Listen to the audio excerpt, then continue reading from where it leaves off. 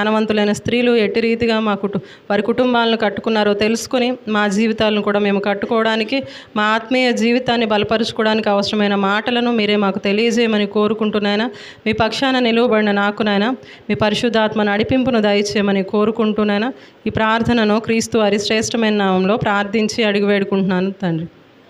ఆమేన్. మంచిదండి. బహుశా ఇప్పటికే టైటిల్ రాసుకున్నాం, తమ్ముడు ప్రాణాలు కాపాడిన అక్క. ఈ మాట బహుశా వినగానే మీకు ఎవరి గురించి మనం మాట్లాడుకుంటున్నాం అనేది మీకు అర్థమైపోయి ఉంటుంది. ఎవరి గురించి మాట్లాడుకుంటున్నాం? అక్క ఎవరు? మిరియాము గారు. వాస్తవానికి మనం మోషే గారి కుటుంబాన్ని గురించి చాలా విషయాలు నేర్చుకుంటున్నాము. ఆయన జీవితంలో చాలామంది స్త్రీల పాత్రలను మనం చూసాము. తల్లిని గురించి చూసాము, భార్యను గురించి చూసాము, అలాగే మంత్రసానుల జీవితాలను కూడా చూసాము. అయితే సందర్భంలో మనం కుటుంబం గురించి మాట్లాడుకున్న సందర్భంలో బాల్యంలో ఉన్నటువంటి మిరియాము గారి జీవితాన్ని కూడా చూసాం. అయితే యవ్వన దశలో ఆమె ఎలా బ్రతికారు, ఆమె జీవితం నుంచి మనం ఏం నేర్చుకోవాలి అన్న విషయాలను కూడా ఈ స్త్రీల కూడికలో నేను మాట్లాడాలని ఇష్టపడుతూ ఉన్నాం. అయితే బాల్యం నుంచి ఒకసారి ఆమె జీవితాన్ని మనం పరిశీలన మరలా చేద్దాము. ఒకసారి నిర్గమాకాండం, మనకు మోషే గారి జీవితం అనగానే నిర్గమాకాండమే కదా, వెంటనే రిఫరెన్స్లు వచనాలు చెప్పాల్సిన అవసరం లేదు, అందరూ టక్కని తీసేస్తారు. నిర్గమాకాండంలోకి వచ్చేసరికి అప్పటికే ఐగుప్తు బానిసత్వంలో ఉన్నటువంటి పరిస్థితి. యాకోబు గారు తన కుటుంబంతో 70 మందిగా ఐగుప్తుకు వచ్చారు మోషే గారు ఉన్నప్పుడు. ఆ తర్వాత యోసేపు గారు ఉన్నప్పుడు. ఆ తర్వాత యోసేపు గారు చనిపోయిన తరువాత ఆయన్ను ఎరుగనటువంటి ఒక రాజు వచ్చేసాడంట. యోసేపు గారిని గురించి ఆయన మరిచిపోయి ఇశ్రాయేలీల ప్రజల దేవుని గురించి కూడా ఆయన గ్రహింపు లేక ఇశ్రాయేలీలను ప్రేమించకపోగా ఏం చేశాడంట, ఆ జనాభా విస్తరిస్తుంది అని గమనించి వాళ్ళని ఎలా నిర్మూలన చేయాలి, వీళ్ళు మన మీద తిరుగుబాటు చేస్తారేమో, వీళ్ళని ఎలాగైనా నాశనం చేయాలి అని ఆలోచన చేశాడంట. ఈ ఆలోచన చేసిన క్రమంలో మొదటిగా ఆయన ఏమనుకున్నాడంటే, ఇశ్రాయేలీల ప్రజలు అంతకంతకు విస్తరిస్తున్నారని పనుల భారాన్ని పెట్టాడు. భారాన్ని పెట్టినప్పటికీ కూడా దేవుడు వారిని ప్రేమించి వారిని ఆశీర్వదించారు. జనాభా విస్తరిస్తూనే ఉంది. ఆ తర్వాత ఆలోచించాడు, మంత్రసానులతోటి మంత్రాలు జరిపాడు రాజు. అవునా? కాన్పు పీటల మీదే మీరు ఇశ్రాయేలీల బిడ్డలను, మగబిడ్డ అయితే మీరు చంపేసేయండి అని మంత్రసానులతోటి మాట్లాడినట్టుగా మనం చూస్తాం. ఆ తరువాత అప్పటికీ కూడా ఎప్పుడైతే మంత్రసానులు దేవునికి భయపడి ఐగుప్తు స్త్రీల వంటి వాళ్ళు కాదు హెబ్రీ స్త్రీలు అని వాళ్ళే రాజు ఎదుట దేవుని కృపను బట్టి సాక్ష్యం చెప్పినట్లుగా మనం చూస్తూ ఉంటాం. ఆ తరువాత ఆ ప్లాన్ కూడా వర్కౌట్ అవ్వలేదని చెప్పి ఏం చేశాడు రాజు, ఇక డైరెక్ట్గా ఒక శాసనాన్ని చేశాడంట. ఏంటి ఆ శాసనం? ఇజ్రాయేలీల పిల్లలందరినీ మగబిడ్డ పుడితే ఏం చేయాలి? నదిలో పాడేయాలంట. ఏ నదిలో? వారికి ఉన్నటువంటి నదే దగ్గర నైలు నది. అది చాలా విస్తీర్ణం కలిగినటువంటి నది. ఆ నదిలో మీకు అంతకుముందే మనం మాట్లాడుకున్నాం, అయినా కూడా మనం మతిమరుపు మనకు ఎక్కువగా ఉంటుంది. నైల్ నదిలో ఏవి ఎక్కువగా ఉంటాయి? మొసళ్లకు పెట్టింది పేరు. బిడ్డలు అలా వేయగానే రెడీగా ఉంటాయి అన్నమాట క్యాచ్ పడడానికి. అంత భయంకరమైనటువంటి పరిస్థితి. ఆ నదిలో వేయగానే మొసళ్లకు ఆహారంగా వేసేవాళ్ళు. నైలు నదిని కూడా దేవతగా పూజిస్తారు అని కూడా మనం మాట్లాడుకున్నాం కదా. ఇటువంటి పరిస్థితుల్లో ఒక కుటుంబాన్ని దేవుడు ప్రేమించాడు. ఆ కుటుంబంలో తల్లిదండ్రుల పేర్లేంటి? మోషే గారి తల్లిదండ్రుల పేర్లేంటి? మిగతా వాళ్ళు ఎవరైనా చెప్పండి, ఫర్జానా వద్దు. రాసుకున్నారా? మనం చాలాసార్లు సిప్పోరా గారి గురించి మాట్లాడుకున్నాం, మంత్రసానుల జీవితాల గురించి మాట్లాడుకున్నాం, మోషే గారి జీవితాన్ని గురించి మాట్లాడుకున్నాం. మరి వాళ్ళ అమ్మగారి పేరు, నాన్నగారి పేరు కూడా చెప్పాను కదా నేను. అందుకనే మనకు మతిమరుపు ఎక్కువ అని చెప్తాను. అమ్రాము, యోకెబేదు. ఇప్పుడన్నా రాసుకోండి, నన్ను చూస్తే ఉపయోగం ఏం లేదు. అమ్రాము, యోకెబేదు దంపతులకు 3 బిడ్డలంట. ఆ కుటుంబంలో మొదటి కుమార్తె పేరు మిరియాము. వాస్తవానికి మనకు నిర్గమాకాండం 2వ అధ్యాయంలో పేరు రాయబడకపోయినా ఆమెను గురించినటువంటి పరిచయం కనిపిస్తుంది. ఏం చేస్తూ ఉందంటే, ఎప్పుడైతే మగబిడ్డలందరినీ నైలు నదిలో పడేయాలని ఆజ్ఞ వచ్చిందో, పాపం అన్ని కుటుంబాల్లో ఎక్కడైతే మగబిడ్డలు ఉన్నారో వారందరూ కూడా నైలు నదికి బలైపోతున్న పరిస్థితి. అటువంటి పరిస్థితుల్లో ఈ కుటుంబంలో కూడా దేవుడు ఎవరినిచ్చారు? ఒక మగబిడ్డనిచ్చాడంట. ఎప్పుడైతే ఆ మగబిడ్డనిచ్చారో వీళ్ళు దేవునికి మీద ఆధారపడి ఎలాగైనా కూడా ఈ బిడ్డను మేము కాపాడుకోవాలి. బైబిల్లో ఉన్న మాట, ఆ మోషే గారు దివ్య సుందరుడై ఉండుట తల్లిదండ్రులు చూచారంట. దాన్ని బట్టి ఆ బిడ్డను ఎలాగైనా కాపాడాలి. బిడ్డ అంటే లోక భాషలో మాట్లాడాలంటే ఈ బిడ్డ కారణజన్ముడు, మహజ్జాతకరుడు అని అంటూ ఉంటారు కదా. కొంతమందిని చూడగానే రాజకళ ఉట్టిపడుతుంది బిడ్డలో అని కొంతమందిని చూడగానే చెప్పేస్తూ ఉంటారు పెద్దవాళ్ళు. అంటే మీకు అర్థం కావడానికి నేను ఆ పదాలను వాడటం జరిగింది. మోషే గారు పుట్టిన తర్వాత కూడా తల్లిదండ్రులు అనుకున్నారంట, ఈ బిడ్డ ఖచ్చితంగా దేవుని కొరకు ఉన్నతంగా ఎదుగుతాడు, ఈ బిడ్డను ఎలాగైనా సంరక్షించుకోవాలి. ఎందుకంటే ఎలాంటి పరిస్థితిలో వచ్చాడు? కష్టాల మధ్య మరణం గడప దగ్గర ఎదురు చూస్తూ ఉంది. అటువంటి పరిస్థితుల్లో దేవుడు ఏరుకోరు ఎవరిని ఇచ్చారు ఈ కుటుంబానికి? ఒక మగబిడ్డను అనుగ్రహించాడు. దేవుడు ఖచ్చితంగా ఈ బిడ్డ పట్ల ఏదో ప్రణాళిక ఉంది. కనుక మేమేం చేయాలి? ఆ బిడ్డను ఎలాగైనా సంరక్షించుకోవాలని ఎన్ని నెలలు దాచారంట? 3 నెలలు దాచాడు. ఇక 3 నెలల తర్వాత ఇక దాచడానికి వారి వలన కాలేదంట. ఎందుకని? ఇక అక్కడి నుంచి పిల్లలు అరవటాలు ఏడవటాలు అంతే కదా. 3 నెలల పాటు కొంచెం ఎక్కువగా నిద్రపోతూ ఉంటారు. చూసారా, ఇప్పుడు ఈ విషయాలు మనం అంతకుముందు మాట్లాడుకున్నాం, అయినా కానీ ఎవరిలో స్పందన లేదు. ఇప్పుడే వింటున్నామా అన్నట్లుగా ఉంది. కనుక వాక్యాన్ని ఎక్కువగా మనం ధ్యానిస్తూ ఉండాలి, వాక్యంతో ఎక్కువ సహవాసం కలిగి ఉండాలి. ఎప్పుడైతే 3 నెలల పాటు దాచారంట, దాచిన తరువాత ఇక వారి వలన కాలేదు. ఎందుకంటే ఇక బిడ్డ ఏడుపు బయటికి వినిపించేస్తుంది. ఇక వింటే ఊరుకుంటారా? భటులు వచ్చి తీసుకొని వెళ్ళిపోయి వారి కళ్ళ ముందే నైలు నదిలో పడేసే పరిస్థితి. ఇటువంటి పరిస్థితిలో తల్లిదండ్రులు ఒక నిర్ణయం తీసుకున్నారు. బిడ్డను ఎవరో చేతికి అప్పగించి మరణానికి అప్పగించడం మాకు ఇష్టం లేదు. ఏం చేద్దాం? ఒక పెట్టెను తయారు చేద్దాం. ఆ పెట్టె ఎక్కడ తయారు చేసి ఉంటారు అమ్మా? బయట తయారు చేస్తారా, ఇంట్లో తయారు చేసి ఉంటారా? బయట తయారు చేస్తే డౌట్ వచ్చేసిద్ది. డౌట్ వస్తుందా లేదా? ఎందుకు జమ్ము పెట్టె చేస్తున్నారు? బిడ్డ పట్టే అంత జమ్ము పెట్టె అంటే ఎంత చేస్తారు? ఒక 6 అడుగులు చేస్తారా? చేయరుగా. బిడ్డకి ఎంత సరిపోద్దో 2 అడుగులో 3 అడుగులో ఆ సైజుని బట్టి చేస్తారు, అంతేనా? బహుశా చిన్నదే 2 అడుగులు ఉండుంటుందేమో. అటువంటి పెట్టె చేయాలంటే ముందు బయట చేయకూడదు, తెలిసిపోతుంది ఎందుకు చేస్తున్నారు వీళ్ళు, దేనికోసం, అసలు పెట్టెతో పని ఏంటి అని. వాళ్ళు తల్లిదండ్రులు కలిసి ఇంట్లో పెట్టె తయారు చేస్తూ ఉన్నారంట. ఈ పెట్టె తయారు చేసేటప్పుడు పిల్లలకి సాధారణంగా డౌట్లు ఎక్కువేగా. ఇప్పుడు ఆల్రెడీ పెద్ద పిల్లలు ఎవరెవరు? అహరోన్ గారు, మిరియామ్ గారు. మీకు నేను అంతకుముందు క్లియర్గా నేను ఈ విషయాలన్నీ మాట్లాడాను. ఒకవేళ డౌట్ ఉంటే ఆ మెసేజ్ వినండి. మళ్ళీ దాని గురించి మాట్లాడితే మనకు టైం లేదు. వారి మధ్య వయస్సు తేడా ఎంత ఉండొచ్చు ఇవన్నీ మాట్లాడాను కదా, రిఫరెన్స్లు కూడా ఉన్నాయి. ఇప్పుడు వాటి గురించి మనకు సందర్భం కాదు. అయితే మోషే గారికి అహరోన్ గారికి 3 ఏళ్ల పాటు వయసులో తేడా ఉండిద్ది.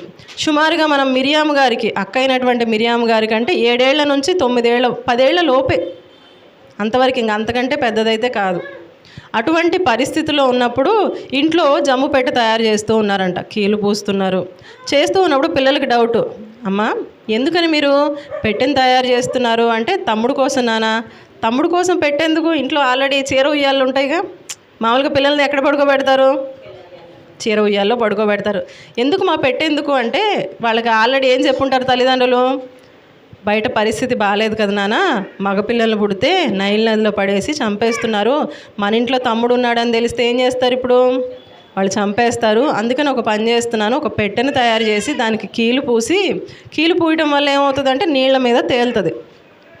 అలా ఎప్పుడైతే పూస్తామో బిడ్డను దానిలో పడుకోబెట్టి నైల్ నదిలో పెడదాం నాన్న, దేవుడు ఖచ్చితంగా మనకేం చేస్తాడు? మేలే చేస్తాడు. ఎందుకంటే ఈ 3 నెలలు కాపాడిన ఎవ్వరికంట పడకుండా మనం ఎలా కాపాడగలిగాం?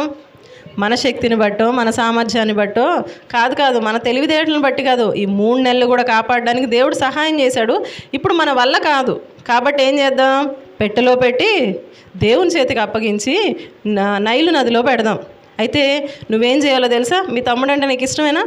అప్పుడు ఏమైనా ఉంటుంది, అక్క నాకు తమ్ముడు అంటే చాలా ఇష్టం, నువ్వు తమ్ముడిని అలా విడిచిపెట్టొద్దమ్మా అంటే, అయితే ఒక పని చేయి, నువ్వు పెద్దదానివి కదా, పెద్దవాళ్ళకేగా బాధ్యతలు అప్పగించేది, నువ్వేం చేస్తావంటే మేము నైల్ నదిలో వదిలిపెడతావు, నువ్వు అక్కడ దూరం నుంచి చూస్తూ ఉండు, ఏం జరిగిద్దో తమ్ముడికి దేవుడు ఖచ్చితంగా సహాయం చేస్తాడు. నేనేం చేస్తానంటే నేను ఇంటికి వెళ్ళి ప్రార్థన చేస్తూ ఉంటానా. బహుశా నేను అనుకుంటున్నాను ఈ సందర్భాలు అక్కడ లేవు, కానీ అక్కడ జరిగిన సందర్భాన్ని బట్టి వాళ్ళు ఏం చేసి ఉంటారని ఊహించవచ్చు. తల్లి ఏం చేసి ఉంటుందంటే అక్కకి బాధ్యతను అప్పగించి నువ్వు చూస్తూ ఉండు నాన్న, ఇక్కడ ఎవ్వరికంట పడొద్దు. ఇప్పుడు నేనంటే పెద్దగా ఉంటాను కదా, కనిపిస్తాను అందరికీ. అదే నువ్వు చిన్నపిల్లవు కదా, ఆడుకుంటూ అక్కడే ఉన్నట్లుగా ఉండు నాన్న, నేను ఇంటికి వెళ్ళి ఖచ్చితంగా ప్రార్థన చేస్తాను, దేవుడు ఏం చేస్తాడు? ఖచ్చితంగా సహాయం చేస్తాడు. ఏ సహాయమో నాకు తెలియదు కానీ దేవుడు ఖచ్చితంగా సహాయం చేస్తాడు నాన్న, మనం దేవుని మీద ఆధారపడదాం అని ఎప్పుడైతే మిరియాం గారికి బహుశా చెప్పుండి ఉండొచ్చు. అందుకనే అక్కడ మిరియాం గారు ఏం చేసి ఉండుంటారు, నైల్ నదిలో పడవేశాక ఎవ్వరికీ కనిపించకుండా ఏ పొదల చాటునో దాక్కొని తమ్ముడు వైపే చూస్తూ ఉండుంటుంది. అవునా కదా? అక్కడ ఒకసారి ఊహించుకోండి సీన్ ఎలా ఉండుంటుందో. నైల్ నదిలో తొట్టిలో బిడ్డ పడుకోబెట్టున్నాడు, ఆ బిడ్డ అక్కడే ఉన్నాడు.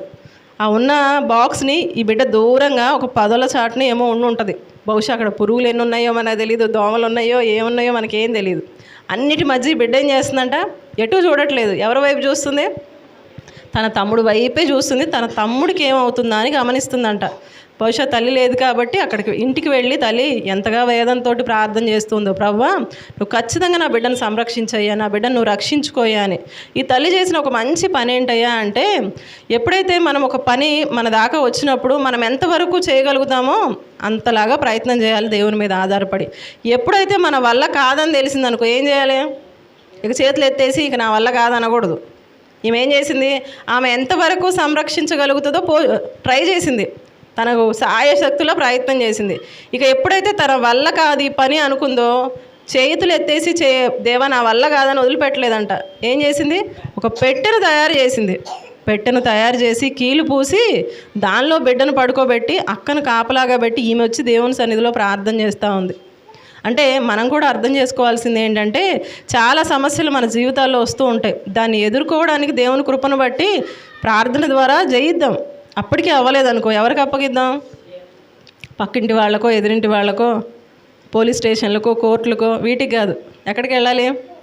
దేవుని దగ్గరికి వెళ్ళాలి. ప్రభా నా పని అయిపోయిందయ్యా, నా శక్తి నా సామర్థ్యం సరిపోవట్లేదు, నీ చేతికి అప్పగిస్తున్నానయ్యా, నువ్వే గొప్ప కార్యం చేయాలి అని విశ్వాసంతో ఎప్పుడైతే మనం అడగగలుగుతామో దేవుడు ఖచ్చితంగా సమాధానాన్ని ఇస్తాడా లేదా?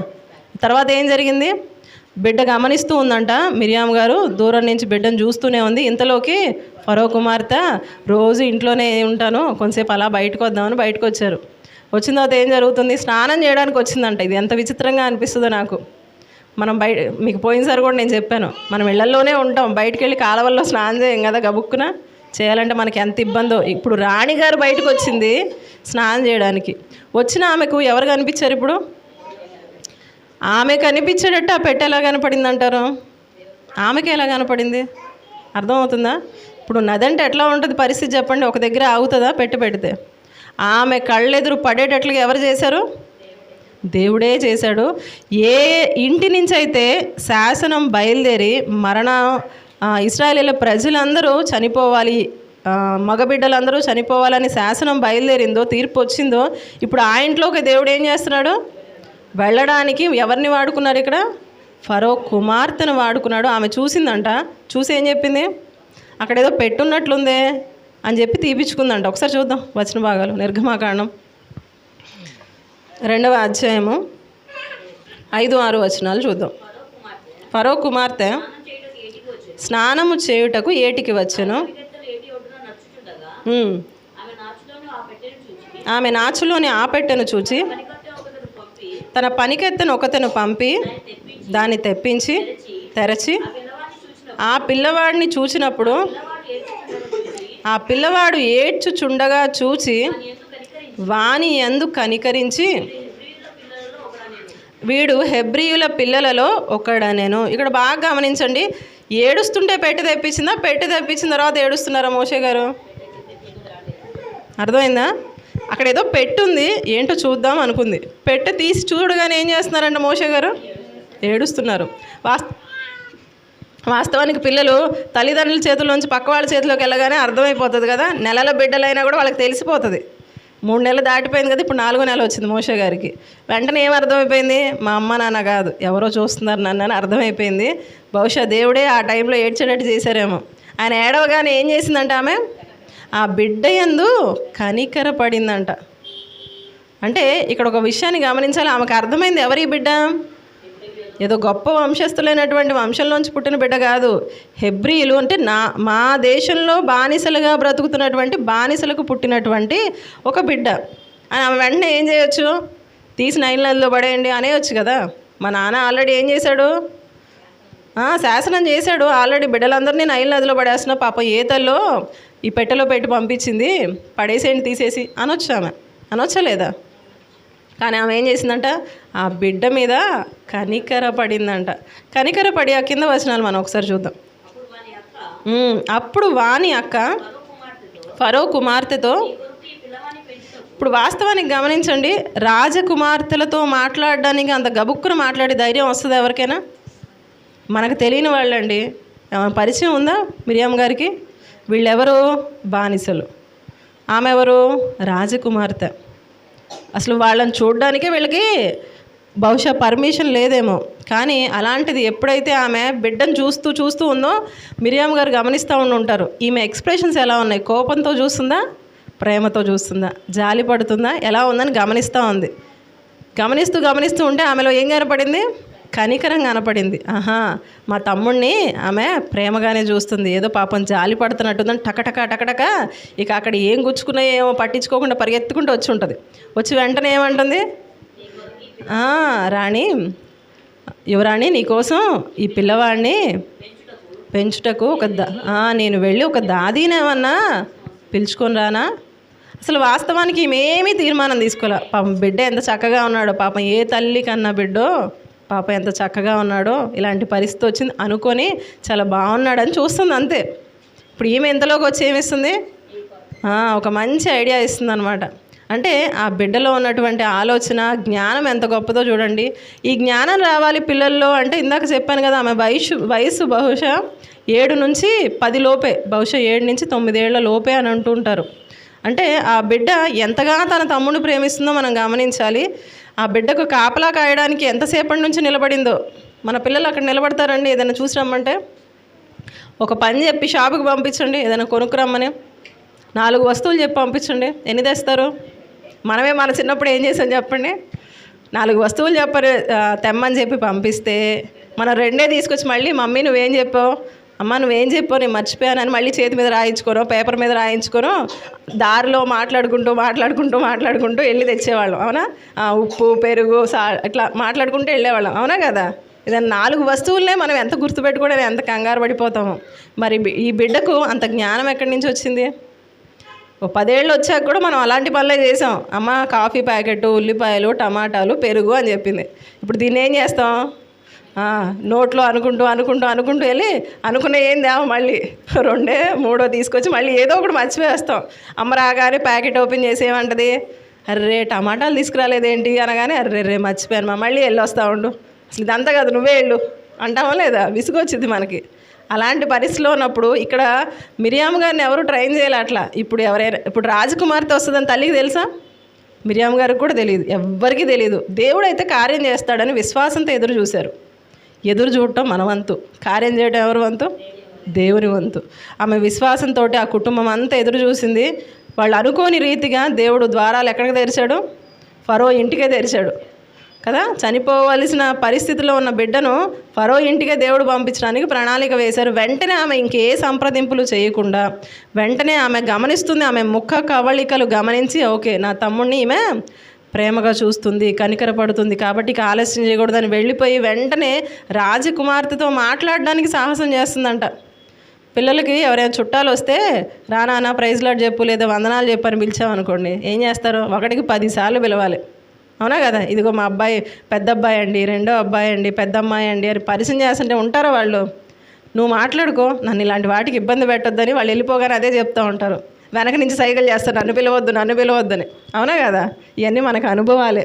ఎందుకని గబుక్కును కలవాలి మాట్లాడాలంటే మనం ఎందుకో ఇబ్బంది పడుతూ ఉంటాం. ఎక్కడో ఒకళ్ళు చురుగ్గా ఉంటారు, వాళ్ళు వచ్చి హడావుడి చేస్తూ ఉంటారు, కానీ అందరూ కలవరు ఇళ్లలో. అలాంటిది ఈ పెద్దక్క ఏం చేస్తుంది? అమ్మో అక్కడ నిలబడింది రాణి అనగానే ఆమెకి ఏమైపోవాలి? కాళ్ళు చేతులు. పిల్లలకి భయం వేస్తుందా లేదా? 7 నుంచి 9 ఏళ్ల పిల్లలు అనుకోండి, సరే 8 ఏళ్ళు వేసుకోండి, అటు ఇటుగా 8 అనుకుందాం, మళ్ళీ రాయబడలేదు నన్ను అడగండి, ఉదాహరణకి వేసుకుందాం. 8 ఏళ్ళు అనుకుందాం మిరియాం గారికి. ఆమె ఆ వయసులో అక్కడ దూరంగా రాణి నిలబడిందంటే ఆమెకు చేతులు కాళ్ళు వణకాలా వద్దా? కానీ ఏం చేసింది? అస్సలు భయపడలేదంట. ఎందుకని? తమ్ముడి మీద ప్రేమ ఎంత గొప్పగా ఉందో అక్కకి. భయాన్ని కానీ బెదురుని కానీ ఏమీ చూపించకుండా దేవుడే చూసుకుంటాడు, దేవుడు ఏదో మార్గం తెరిచాడు, మా అమ్మ చెప్పింది, దేవుడు సహాయం చేస్తాడు, నువ్వు ఇక్కడే నిలబడి చూడు, తమ్ముడు దేవుడు ఖచ్చితంగా రక్షిస్తాడు అని చెప్పాడు. ఇప్పుడు ఫరో కుమార్తె వచ్చింది కదా, ఈమె ద్వారా దేవుడు రక్షిస్తాడేమని ఒక అడుగు ముందుకు వేసి ఆమెకు లేనటువంటి ఆలోచన ఆమె రేకెత్తించి ఏం చెప్తుంది మళ్ళీ, ఈ బిడ్డను నీ కొరకు పెంచడానికి ఎవరిని తెస్తాను, హెబ్రీ స్త్రీలలో ఒక దాదీని పిలుచుకురానా అనగానే ఆమె ఏమంటుంది, అందుకు ఫరో కుమార్తె వెళ్ళుమని చెప్పగా ఆ చిన్నది వెళ్ళి ఆ బిడ్డ తల్లిని పిలుచుకొని వచ్చాను. అయితే ఆమె ఏమంటుంది, ఆ బిడ్డను తీసుకో, చక్కగా నీ దగ్గర పెంచమ్మా, పాలివ్వు, దానికోసం నేనేమిస్తాను, జీతం ఇస్తా. ఏ తల్లికి పాలిస్తే జీతం ఇచ్చేవాళ్ళు ఉన్నారండి? మన ఇళ్లలో మన బిడ్డలకు పాలిచ్చామనుకోండి, ఇంట్లో భర్తలు ఏమంటారు, నువ్వేమైనా స్పెషలా ఏంటి, అవునా కదా, అందరూ కన్నారు, మా అమ్మ మా అమ్మమ్మ మా వాళ్ళు ఎంత కష్టపడ్డారో, నువ్వేమైనా స్పెషలా ఏంటి, నువ్వు ఒక్కదాని ఇబ్బంది పడుతున్నావా ఏంటి, అందరూ చేసే పనే అని మనం కష్టపడుతున్న దానికి ప్రతిఫలం లేకపోగా ఎన్ని చిత్కారపు మాటలు ఉంటాయో, అవునా కదా. నువ్వు ఒక్కదానివే డెలివరీ అయ్యావా, నువ్వు ఒక్కదానివే చేసుకుంటున్నావా, ఇంట్లో అత్తలు కూడా అలాగే మాట్లాడతారు, మేము కూడా 10 మందిని కన్నామమ్మా, నువ్వు ఒక్కళ్ళని కానీ పెద్ద బెడ్ రెస్ట్ అంటున్నావు, లేచి పని చేసుకోవాలి, ఇలాంటి మాటలు ఎన్ని వింటాం మనం, వింటామా లేదా. కానీ ఇక్కడ యోకెబెదు గారికి దక్కినటువంటి గొప్ప ఆధిక్యత ఏంటంటే, ఆమె బిడ్డను పెంచినందుకు గాను పాలిచ్చి ఏమొస్తుందంట, మనం పని చేసినందుకు ఆడవాళ్ళకి ఇంటి పని అదొక బాధ్యత అని చెప్పి మన ఖర్చులకు కూడా భర్త దగ్గర చేయి చాచాలి, అవునా కదా. షాపింగ్కి వెళ్ళాలి లేదా ఒక చీర కొనుక్కోవాలంటే మనం అడగాలి. ఇప్పుడు యోకెబెదు గారి పరిస్థితి ఎలా ఉంది, తన బిడ్డను తాను పెంచుకోవడానికి ఎవరిస్తున్నారు, రాజకుమార్తె జీతం ఇస్తుందంట. ఎంత గొప్ప భాగ్యమో ఆలోచించండి. దేన్ని బట్టి కలుగుతుంది ఇది, కేవలము దేవుని మీద ఆధారపడి విశ్వాసంతో ఉన్నదాన్ని బట్టే జరుగుతుంది. కనుక వీరి కుటుంబాన్ని చూసి మనం నేర్చుకోవాల్సింది ఏంటంటే, కష్టాలు శ్రమలు, ఇక్కడ వచ్చింది ఏంటి, మరణమే వచ్చింది. మరణమే ఎదురుగా నిలబడితే వీళ్ళు ఏం చేస్తున్నారు, ప్రవ్వా నీ చేతిలో పెడుతున్నాను ఆయన, నువ్వే మాకు సహాయం చేస్తావు, అట్టి విశ్వాసం కలిగి మీ సన్నిధిలో మేము ప్రార్థిస్తున్నామయ్యా, నువ్వే కార్యం చేయాలని చెప్పి తల్లి కానీ మిరియాము గారిని కానీ ఆ కుటుంబంలో ఉన్నటువంటి వాళ్ళందరినీ కూడా మనం ఎంత జాగ్రత్తగా గమనించవచ్చు. అలాగే మన జీవితాల్లో కూడా మనం ఏం చేయాలి, విశ్వాసంతో ఎప్పుడైతే దేవుని మీద ఆధారపడతామో గొప్ప కార్యాలు చూస్తాం. ఆ తర్వాత బాగా గమనిస్తే ఫరో కుమార్తె అనుకొని ఉంటుంది, ఈ స్టేజ్లో నేను బిడ్డను పెంచడానికి నాకు పరిస్థితి బాగాలేదు, ఎందుకంటే ఆమె పాలిచ్చి పెంచలేదు కదా. కనుక ఏం చేయాలి, చిన్నవాడు కొంచెం పెద్ద అయ్యేదాకా ఆగుదాము, ఆ తర్వాత నుంచి నా బిడ్డగా నేను రాజగృహంలోకి తెచ్చుకొని సకల విద్యలు నేర్పించుకుంటాను అనుకొని ఆ తల్లి ఒడికి పంపించాడు. ఆ తర్వాత మనందరికీ తెలుసు, ఇజ్రాయేలీల ప్రజలు బానిసత్వంలో మగ్గిపోయినప్పుడు దేవునికి మొరపెట్టినప్పుడు దేవుడు ఏం చేశాడు, తర్వాత ఆయన అంటే స్టోరీ ఇప్పుడు మనకి మోషే గారి గురించి కాదు కాబట్టి, ఐగుప్తు నుంచి కనానుకు నడిచే పరిస్థితుల్లో దేవుడు ఎవరెవరిని వాడుకున్నారో అన్న విషయాన్ని కూడా మనం అంతకుముందు చూసాం కదా. మీకా గ్రంథంలో ఒకసారి చూద్దాం. మీకా గ్రంథము 6వ అధ్యాయము 4వ వచనం. మీకా 6:4. ఐగుప్తు దేశము నుండి నేను మిమ్మును రప్పించి తిని దాస్య గృహము నుంచి మిమ్మును విమోచించి తిని మిమ్మును నడిపించుటకై మోషే అహరోను మిరియాములను పంపించి తిని. ఇజ్రాయేలీల ప్రయాణ కాలం ఎంత, ఐగుప్తు నుంచి కనానుకు 40 సంవత్సరాల కాలం కదా. ఈ 40 సంవత్సరాల్లో సర్వసాధారణంగా మోషే గారి పేరే మనకు ఎక్కువగా జ్ఞాపకం వస్తుంది, లేదా ఐగుప్తు నుంచి విడుదల కోసం దేవుడు ఎవరిని వాడుకున్నారు అనగానే అహరోన్ గారి పేరు జ్ఞాపకానికి వస్తుందేమో. కానీ దేవుడు ఒక స్త్రీ పేరు కూడా రాయడానికి ఇష్టపడ్డారంట. ఆమె ఎవరు, మిరియాము గారిని గురించి కూడా దేవుడు రాయడానికి ఇష్టపడ్డాడు. ఎలా తీసుకురావడానికి ఎవరిని వాడుకున్నారంట, దాస్య గృహంలో నుంచి విమోచించుటకు మిమ్మును నడిపించుటకై మిరియామును కూడా వాడుకున్నానని దేవుని లేఖనం సెలవిస్తూ ఉంది. మొట్టమొదట మిరియాము గారికి ఉన్నటువంటి ఆధిక్యత ఏంటి అంటే, మొట్టమొదటి ప్రవక్తనిగా పిలువబడినటువంటి స్త్రీ ఎవరైనా ఉన్నారు బైబిల్లో అంటే మిరియాము గారే. ఆమెకు దేవుడు అంత గొప్ప ఆధిక్యతనిచ్చాడు. అప్పటి వరకు ప్రవక్తనులుగా ఎవ్వరూ పిలువబడలేదు. మొట్టమొదటి ప్రవక్తినే మిరియాము గారు.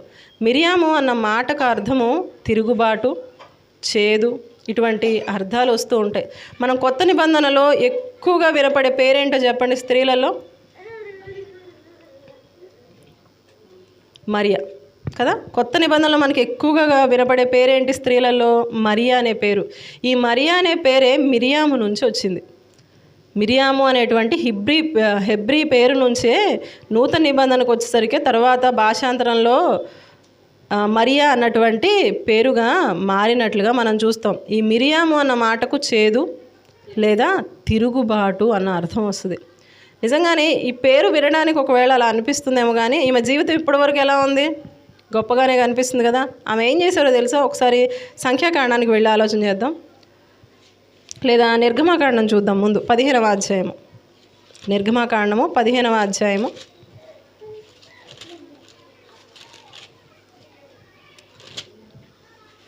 20వ వచనాన్ని చూద్దాం. నిర్గమాకాండము 15వ అధ్యాయం 20వ వచనం. మరియు అహరోను సహోదరియు ప్రవక్తనియు అగు మిరియాము తంబురను చేత పట్టుకొని స్త్రీలందరూ తంబురలతోనూ నాట్యముతోనూ ఆమె వెంబడి వెళ్ళగా మిరియాము వారితో కలిసి ఇట్లు పల్లవి ఎత్తి పాడెను. ఇక్కడ ఒక విషయాన్ని మనం గమనిద్దాం. ప్రవక్తిని అన్న విషయం మనకి ఇక్కడ స్పష్టంగా అర్థమవుతుంది కదా. నిర్గమాకాండం 15వ అధ్యాయం 20వ వచనంలో ఏం కనిపిస్తుంది?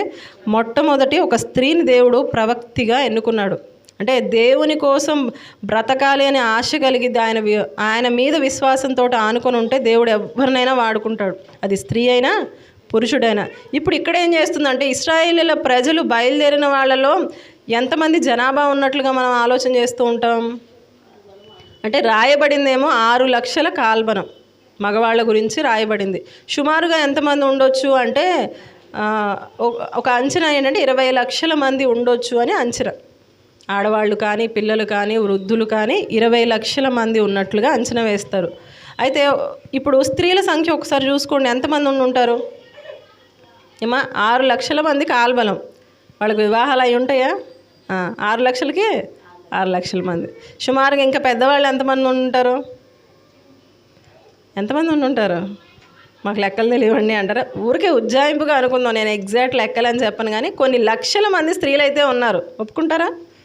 నెంబర్ వద్దులేండి, మళ్ళీ ఇప్పుడు అదొక కాంట్రవర్సీ. నెంబర్ ఏం వద్దులే, కొన్ని లక్షల మంది స్త్రీలు ఉన్నారంట. ఇప్పుడు ఆ స్త్రీల మధ్యలో ఏమేం చేస్తుందంట? దేవుడు ఈమెను ప్రవక్తినిగా వాడుకొని, ఎందుకంటే అంతమందిని నడిపించాలంటే స్త్రీలందరినీ ఒక తాటి మీదకి తీసుకురావాలంటే ఎవరో ఒకళ్ళు గట్టి పర్సన్ కావాలి, అవునా కదా? ఒక నాయకురాలు కావాలి. దేవుడు అందుకనే ఆలోచించి ఎవరిని ఎన్నుకున్నాడు? మిరియాము గారిని ఎన్నుకున్నాడు. ఆమె ఏం చేస్తుందంట? ఆమె ప్రవక్తి మాత్రమే కాదు, ఆమె తంబుర చేత పట్టుకుంది. అంటే వాయిద్యాలు వాయిచ్చే దానిలో ఏమకేముంది అంటే మంచి మ్యూజిక్ మీద మంచి పట్టుంది ఆమెకు, అర్థమవుతుందా? తంబూర చేత పట్టుకొని వాయిస్తుందంట. మ్యూజిక్ మీద మంచి అవగాహన ఉన్నట్లుగా చూస్తాం. అంత మాత్రమే కాకుండా ఆమె ఏం చేస్తుంది? ఆమె నాట్యం చేస్తుంది, పల్లవి ఎత్తి పాట పాడుతుందంట. దేనికి నాట్యం చేస్తుంది ఆమె? ఇల్లు కొనుక్కున్నానండి, దేవుడు నన్ను ఆశీర్వదించాడు, అందుకని నేను ఆనందంతో పాటలు పాడుతూ గంతులు వేస్తున్నా అంటుందా? కాదు. ఉద్యోగం వచ్చిందనా? వివాహం అయిందనా? పిల్లలు పుట్టారనా? దేనికి? అక్కడ దేవుని గొప్ప కార్యాలను చూసి, ఆయన వారిని రక్షించిన విధానాన్ని చూసి, 2వ వచనం 21వ వచనం కింద కూడా ఒకసారి చదవండి. యెహోవాను గానము చేయుడి, ఆయన మిగుల అతిశయించి జయించెను, గుర్రములను దాని రౌతును సముద్రములో ఆయన పడద్రోసెను. చాలు. దేని గురించి పాడుతుందంట ఆమె? దేవుడు నాకు అది ఇచ్చాడు, ఇది ఇచ్చాడు, ఇవి కాదంట. దేవుని యొక్క శౌర్య కార్యాలను గురించి మాట్లాడుతుంది. ఆయన యొక్క శక్తి సామర్థ్యాలను గురించి ఆమె పొగుడుతున్నట్లుగా, ఆయన గొప్ప కార్యాలని ఎలా పాడుతుంది? ఇప్పుడు పాట రూపంలో చేసి ఆమె పాడుతున్నట్లుగా మనం చూస్తూ ఉన్నాం. అంటే ఆమెలో ఉన్నటువంటి ఆసక్తి గమనించండి. దేని మీద ఆసక్తి ఉంది ఆమెకు? దేవుని మీద ఆసక్తి ఉంది, దేవుని కార్యాల మీద ఆసక్తి ఉంది. దేవుడు చేసిన కార్యాలను మర్చిపోకూడదని ఏం చేస్తుంది ఈమె? పాట రూపంలో ఎత్తి వారందరికీ తెలియజేస్తుంది. అన్ని లక్షల మంది అక్కడ ఉన్నారంట. మరి అంత లక్షల మందికి కన్వే అవ్వడానికి ఆమె ఎలా పాడిందో నాకు అర్థం కావట్లేదు. అర్థమవుతుందా? ఎన్ని లక్షల మంది ఉండొచ్చు? బహుశా కొన్ని లక్షల మందే ఉన్నారు. వారందరి మధ్యలో ఒక ప్రవక్తనిగా ఈమె ఏర్పాటు చేయబడింది. వారందరికీ ఏం పాడుతుందంట? దేవుని యొక్క గొప్ప కార్యాలను గురించి ఆమె గానం చేస్తూ, కీర్తన పాడుతూ, తంబురను వాయిస్తూ, నాట్యమాడుతూ ఉందంట. మనం కూడా దేన్ని బట్టి అతిశయించాలి? ఈ లోకంలో మనకున్నటువంటి శక్తిని బట్టో, బలాన్ని బట్టో, ఐశ్వర్యాన్ని బట్టో, అందాన్ని బట్టో ఆరోగ్యాన్ని బట్టో కాదు. దేన్ని బట్టో అతిశయించాలి? అతిశయించువాడు ఎవరి యందు అతిశయించాలంట? దేవుని అందే అతిశయించాలి. అది ఈమె జీవితంలో మనం స్పష్టంగా చూస్తున్నాం. ఈమెకు దేవుడు చాలా టాలెంట్లు ఇచ్చారు. ఒకటి, దేవుని పట్ల విశ్వాసం కలిగి ఉంది. తల్లిదండ్రుల మాటకు లోబడే స్త్రీ, అంటే చిన్న బిడ్డగా మనకు కనిపిస్తుంది. అంత మాత్రమే కాకుండా సమస్య వచ్చినప్పుడు ఎంత యుక్తిగా నడుచుకోవాలో ఆమెను చూస్తే మనం నేర్చుకోవచ్చు. ఎప్పుడు? వయసు అయిపోయి 50 ఏళ్ళు వచ్చాక, 60 ఏళ్ళు వచ్చాక అనుభవాన్ని బట్టి నేర్చుకుందామే? కాదు. ఆమె 10 ఏళ్ళు లోపే ఉంది. అయినా ఇంత జ్ఞానం ఎక్కడి నుంచి వచ్చిందంటే దేవుని వద్ద నుంచే పొందుకుంది. ఆ కుటుంబం అంతా కూడా దేవునిలో అంతగా కట్టబడ్డారని మనం చెప్పుకోవచ్చు. అవునా కదా? ఆ 10 ఏళ్ల లోపు పిల్లకు అంత జ్ఞానం ఎక్కడిదంటే తల్లిదండ్రుల దగ్గర నుంచే నేర్చుకుంది. ఆ తల్లిదండ్రులు ఎవరి మీద ఆధారపడ్డారు? దేవుని మీదే. ఎప్పుడు? అన్ని పరిస్థితులు బాగున్నప్పుడా? నేను అంతకుముందు కూడా చెప్పాను, ఎలాంటి పరిస్థితుల్లో వీరు బిడ్డను కన్నారంటే ఐగుప్తులో బానిస బ్రతుకులో ఉన్నప్పుడు వారి మీద వెట్టి పనులు ఎక్కువైపోయినాయి అంట. పని చేస్తున్నా కూడా జీతం లేదు. అంత మాత్రమే కాకుండా వీళ్ళకి ఏమైపోయిందంటే ముడి సరుకు కూడా ఇవ్వకుండా మీరు ఖచ్చితంగా ఇటుకలు చేయాల్సిందే, మీకు ఎంతైతే లెక్క చెప్పామో మీకు 100 ఇటుకలు చేయాలా, ఇచ్చేసేయాలి అంతే. మనిషికి ఇంత లెక్క చెప్పాలి, మీకు కావాల్సిన గడ్డి మీరే తెచ్చుకోండి, మీరే ఇటుకలను కాల్చుకోండి అని వాళ్ళ మీద వెట్టి పనుల భారాన్ని పెట్టారు. అటువంటి పరిస్థితుల్లో ఆమె దేవుని మీద ఆధారపడింది. కష్టాల్లో ఆధారపడటం చాలా విశ్వాసంతో కూడుకొని ఉండాలండి. అన్నీ బాగుంటేనే మనం దేవునికి స్తుతులు చెల్లిస్తాం. కష్టం రాగానే ఇన్ని కష్టాలు ఉన్నాయి, ఇంకెందుకు దేవుడిని నమ్ముకోవాలి, దేవుడు నాకు ఏం మేలు చేశాడని అంటుంటామా? అంటాం చాలాసార్లు. ఎప్పుడు గుర్తుపెట్టుకోండి, సమీపంగా రావాల్సిందే కష్టాల్లో ఉన్నప్పుడు దేవుని దగ్గరకు. ఎందుకంటే మనం ఈ లోకంలో కొట్టారా? సరే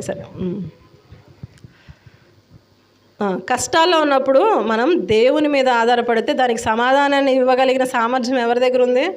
దేవుని దగ్గర మాత్రమే ఉంది. చిన్న వాటి కోసం అవసరంలా. మన చెయ్యి దాటిపోయిన పరిస్థితుల్లో ఎవరి వైపు చూడాలంటే దేవుని వైపే చూడాలి. మనం ఈ లోకంలో కావాల్సిన వాటి అన్నింటినీ మనకు దేవుడు సమకూర్చాడు. కానీ మనకు శక్తికి మించినవి, మన సామర్థ్యానికి మించినవి కొన్ని ఉంటాయి. అవి ఎవరికి అప్పగించాలంటే దేవునికే అప్పగించాలి.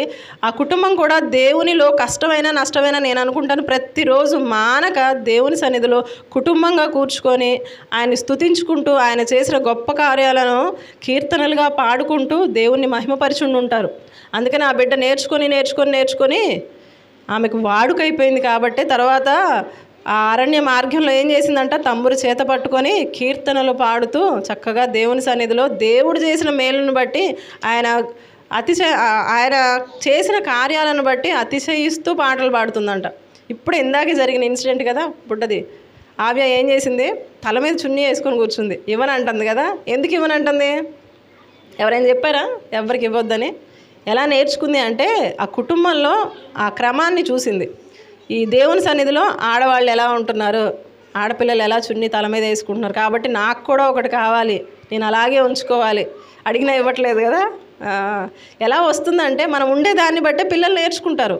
ఇప్పుడు ఇక్కడ మిరియాం గారు కూడా ఏం చేశారు? ఈ దేవుణ్ణి స్తుతించాలి, దేవుని కార్యాలను గురించి మనం కీర్తనలుగా పాడాలి అని ఎలా నేర్చుకుంది అంటే బహుశా తన కుటుంబం నుంచి, తన తల్లో తండ్రో వారి నుంచే నేర్చుకోవాలి ఖచ్చితంగా. అంటే ఆ కుటుంబం దేవుని బేడల భయభక్తులు కలిగి ఆయన మీద విశ్వాసంతో ఆయన మీదే ఆనుకొని ఉన్న కుటుంబం. మన కుటుంబాలు కూడా ఎప్పుడైతే మనం ఆయన మీదే ఆనుకొని ఉంటామో దేవుడు గొప్ప కార్యాలు చేస్తాడు. ఆమె చక్కగా అక్కడ ఉన్నటువంటి స్త్రీలను మొత్తాన్ని, ఇశ్రాయేలీల సమాజం మొత్తంలో స్త్రీలందరినీ నడిపించిందంట.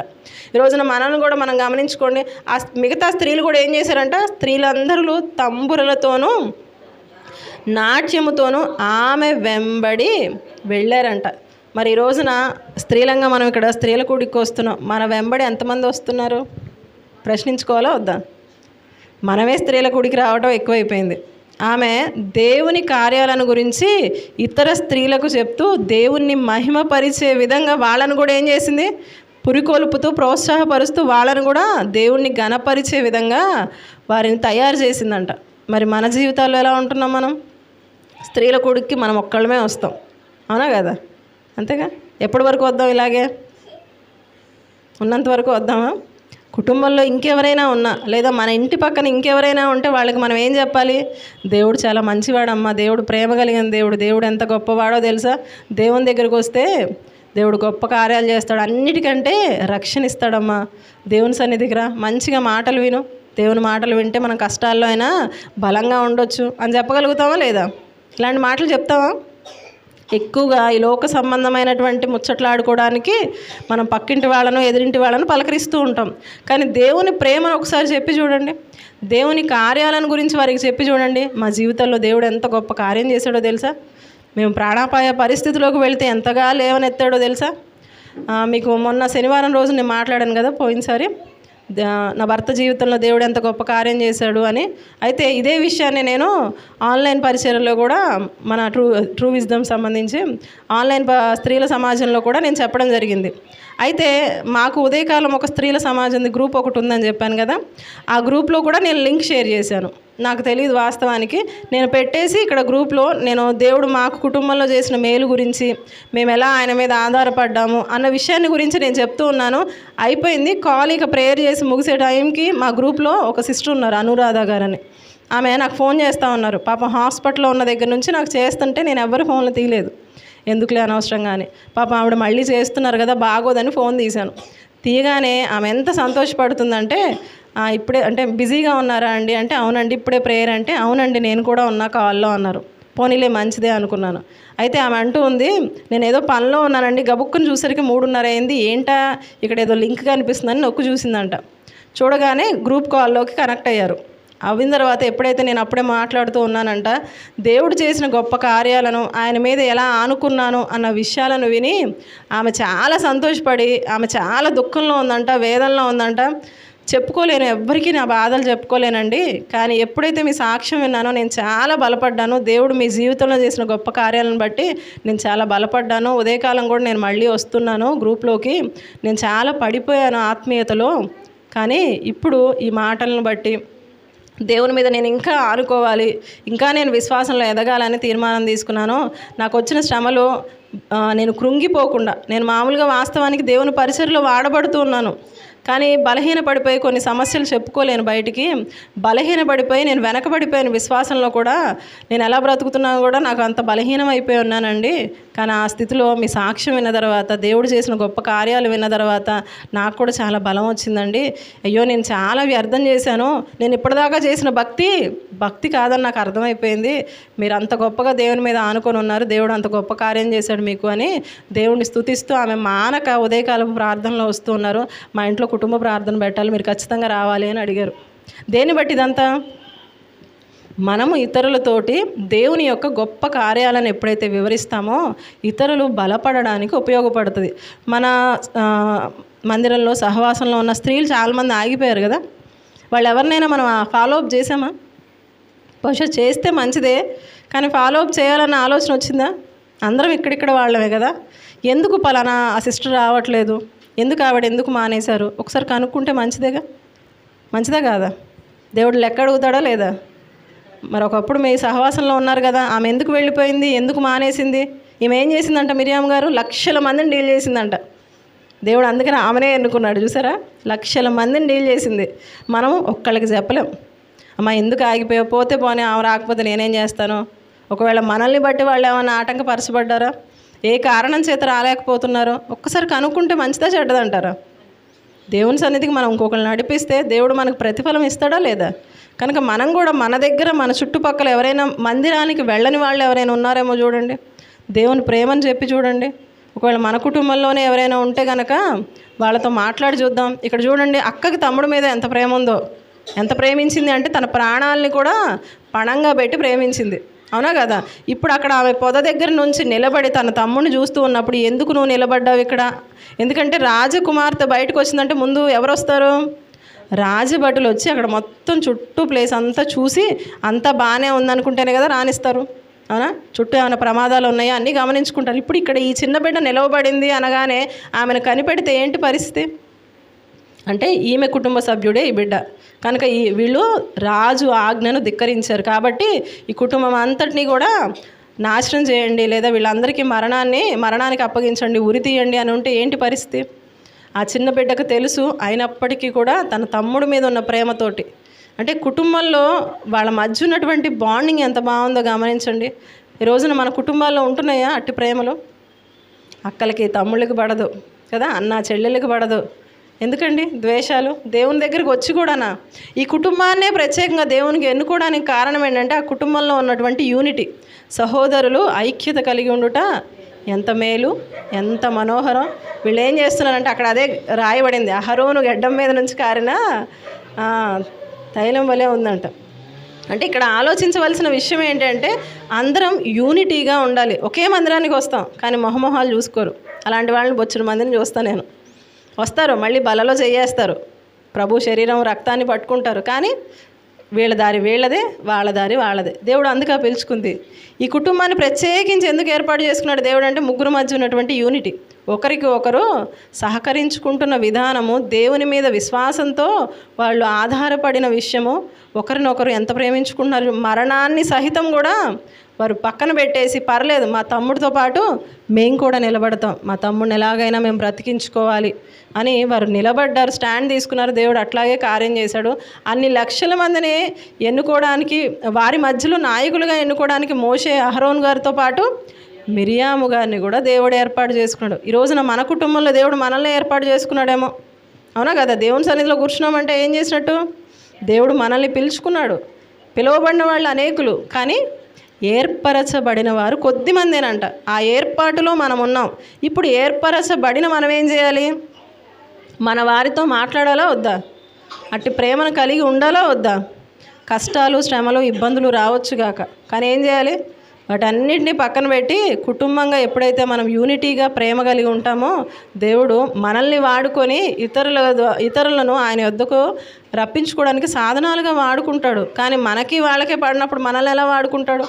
ప్రభువా నన్ను వాడుకోనాలంటే మనం ఏం చేయాలి? ముందు మనం మాదిరి కలిగి జీవించాలి.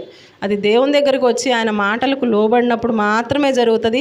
ఈ మిరియాము గారు అన్ని లక్షల మంది జనాంగాన్నిలో స్త్రీలను ఒక నాయకిగా ఉండి, ఒక ప్రవక్తిగా ఉండి వాళ్ళందరినీ దేవుని యొక్క గొప్ప కార్యాలను గురించి గానం చేసేలాగా చేసి వాళ్ళు కూడా ఏం చేస్తున్నారంట? వాళ్ళు కూడా తంబురలు పట్టుకొని దేవుణ్ణి స్తుతిస్తూ ఉన్నారంట. ఎంత గొప్ప జీవితమో కదా. ఇంతవరకు బాగానే ఉంది. తర్వాత ఇప్పటి వరకు పాజిటివ్ వేవ్ చూసాం కదా. నేను ఎప్పుడు చెప్పే మాట, నాణానికి ఎన్ని ఉంటాయి? రెండు వైపులా ఉంటుంది. ఇప్పుడు సంఖ్యాకాండంలోకి వద్దాం. ఇప్పుడు మిరియాము గారు చక్కగా ఒక ప్రవక్తిగా, ఒక నాయకురాలుగా నడుస్తూ ఉంది. 12వ అధ్యాయం 1వ వచనం ఒకసారి చూద్దామా? సంఖ్యాకాండము 12:1. మోషే కూషు దేశపు స్త్రీని పెండ్లి చేసుకుని ఉండెను గనుక అతడు పెండ్లి చేసుకున్న ఆ స్త్రీని బట్టి మిరియాము, అహరోనులు అతనికి విరోధముగా మాటలాడిరి. ఒక్క నిమిషం ఆగుదు. ఏం చేశారంట? నా తమ్ముడు ప్రాణాలకు అవసరమైతే నా ప్రాణాల అడ్డు అని నిలబడిన అక్క ఈరోజు ఏం చేస్తుందంట? తన తమ్ముడికి పెళ్ళయిందంట, ఒక కూషు దేశపు స్త్రీని వివాహం చేసుకున్నాడంట. చేసుకుంటే ఎవరు ఇష్టపడాలి వివాహంలో? భార్యాభర్తలు ఇష్టపడితే బాగుంటుంది, అంతేనా? లేదా భార్యాభర్తలు అనే కంటే అమ్మాయి అబ్బాయి నచ్చుకుంటే బాగుంటుంది, అంతేనా? వివాహం చేసుకోవడానికి సిద్ధపడిన పెళ్లి కుమార్తె, పెళ్లి కుమారుడు సిద్ధపడితే బాగుంటుంది. కానీ ఇక్కడ ఎవరి ఇన్వాల్వ్మెంట్ ఎక్కువగా ఉంది? వదిన, అంతేనా? మిరియాం గారు ఎవరవుతారు?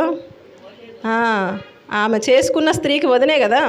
మోషే గారికి అక్క, చేసుకున్న ఆమెకు వదిన. ఈమెమంటుంది? నాకు ఆ అమ్మాయి నచ్చలేదు అంటుంది. ఉన్నారా ఇట్లాంటి వాళ్ళు? ఉంటాం కదా కుటుంబంలో.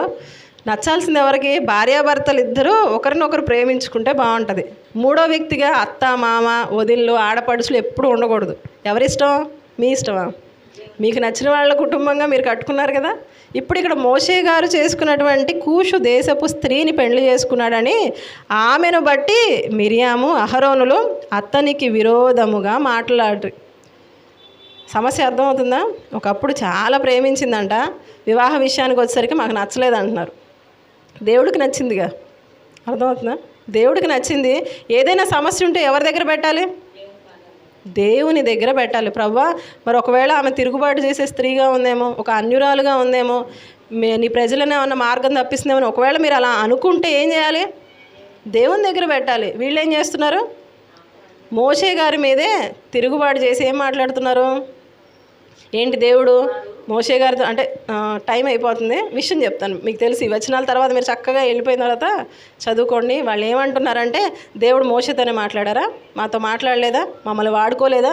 ఇక్కడ నాకు అనిపించిన విషయం ఏంటంటే ఈయన వివాహం చేసుకుంది సమస్య కాదు వీళ్ళకి. వీళ్ళు అంటున్న మాటలను బట్టి వీళ్ళకి ఏమనిపిస్తుందంటే దేవుడు మమ్మల్ని వాడుకోలేదా, దేవుడు మాతో మాట్లాడలేదా, మేము మీ మధ్య నాయకులుగా లేమా అంటే తెలియకుండానే ఒక స్థితికి వచ్చేసరికి అధికారపు దాహంగా ఉందేమో అనిపిస్తుంది. అర్థమవుతుందా? వీళ్ళు అప్పటి వరకు ఇందాక చెప్పాను కదా, ఒక ప్రవక్తిగా పిలువబడింది. మొట్టమొదటి ప్రవక్త ఎవరు? మిరియాము గారే. ఆమె అంతమంది మధ్యలో ఇప్పుడు ప్రవక్తను ఎలా చూస్తారు అక్కడ ఇజ్రాయేలీలో? స్పెషల్గా చూస్తారా, ఆర్డినరీగా చూస్తారా? చాలా స్పెషల్గా చూస్తారు. ఏ విషయమైనా ఇంకెవరిని అడగాలి, అమ్మ పలానా విషయం అనగానే అదిగో మిరియాం గారిని అడగండి, ఆవిడైతే మంచి సలహా ఇస్తారు. దైవికమైన జ్ఞానం కలిగిన స్త్రీ కదా ఆమె, దేవుడు ఏర్పాటు చేసుకున్న స్త్రీ. ఆమె దగ్గరికి వెళ్తే ఆమె మనకు డీల్ చేస్తుంది అని ఆమె మీ దగ్గరికే వచ్చి ప్రతి ఒక్కటి చెప్పుకుంటున్నారంట. ఇప్పుడు ఆమెకి తెలియకుండానే ఏమొచ్చేసింది, ఒక అధికారం వచ్చేసింది, ఒక ఉన్నతమైన స్థితిలో ఉంది. ఇప్పుడు ఈ మధ్యలో ఏమవుతుందో తెలుసా? మోషే మామగారు వస్తారు. వస్తూ తన భార్యను బిడ్డల్ని తీసుకొని వస్తారు. వచ్చినప్పుడు మోషే గారి మామగారు చూస్తారు, పాపం వాళ్ళ అల్లుడు ఏం చేస్తాడా అని చూస్తే పొద్దున మొదలుకొని సాయంత్రం వరకు తీర్పుల కోసమే కూర్చొని ఉంటారు. అన్ని లక్షల మంది కదా, అన్ని లక్షల మందికి ప్రతి చిన్నదానికి పేచి.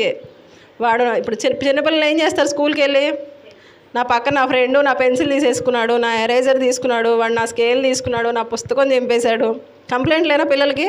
ఎందుకని? వాళ్ళకి అవి చాలా విలువైనవి. చిన్నపిల్లలు ప్రతి దానికి పేచి, నాకు ఐస్ క్రీమ్ కావాలి, నాకు ఆ బొమ్మ కావాలి, వాడు ఆ బొమ్మ ఇవ్వలేదు, ఈ బొమ్మ ఇవ్వలేదు, ప్రతి దానికి ఎలా అయితే సనుగుతూ ఉంటారో ఇశ్రాయేలీల ప్రజల్లో కొన్ని లక్షల మంది, అన్ని లక్షల మంది మోషే గారి దగ్గరకు వచ్చి మాకు ఈ సమస్య ఉంది, మా ఎద్దు పోయింది, మా గొర్రె కనిపించట్లేదు, మా గాడిద ఎక్కడికో పోయింది, అదిగో పలానా వాళ్ళు ఇలా చేశారు అని ఇంకే సమస్యలు వాళ్ళకి ఇంకేముంటాయి?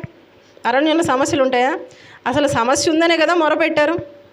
ప్రభువా, మేము ఐగుప్తు ఇనుప కొనుమలో బ్రతకలేకపోతున్నామయ్యా, చనిపోయే పరిస్థితిలో ఉన్నాము, మాకు విడుదల దయచే అని అడిగారు. విడుదల ఇచ్చాడు దేవుడు. ఇంకేముంది, ప్రశాంతంగా ఉండొచ్చుగా నెమ్మదిగా. కానీ వీళ్ళకి ఏమున్నాయంట, లేచిన దగ్గర నుంచి తగాదాలే. ఇదిగో వాళ్ళ ఇంటి మీద ఉన్నటువంటి కాకి మా ఇంటి మీదకి వాలింది, వాళ్ళ ఇంటి నుంచి మాకు చెత్త వచ్చి, ఆ గుడారం నుంచి ఈ గుడారానికి చెత్త వచ్చి పడింది. అలా అంటే ఉదాహరణకి చెప్తున్నా, అలా ప్రతి దానికి పేచి పెడుతున్నారంట.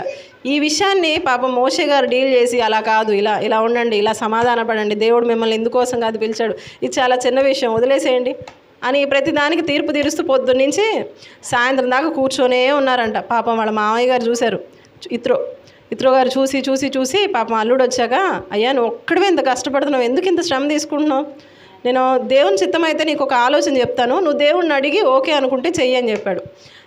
ఏంటండి చెప్పండి అన్నప్పుడు ఏం చెప్పారు?